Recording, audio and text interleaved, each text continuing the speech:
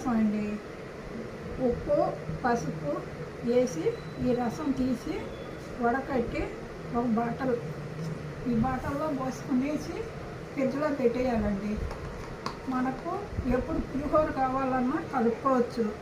పులిహోరకి పనికొస్తుంది, పప్పులో వేసుకోవచ్చు.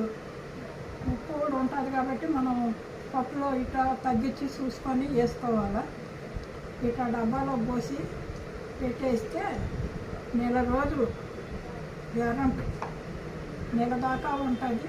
మనం ఎప్పుడు పులిహోర కావాలన్నా చేసుకొని తినచ్చు. పులిహోర పోపు పెట్టుకోవాలి. పచ్చిమిరపకాయలు, ఎండుమిర్చి అన్నీ మనకు కావాలనుకుంటే అన్నీ వేసి పులిహోర కలుపుకొని తినచ్చు అండి. ఇదేనండి కదా. హాయ్. నిమ్మకాయలు రసం తీసి ఉప్పు పసుపు వేసి ఈ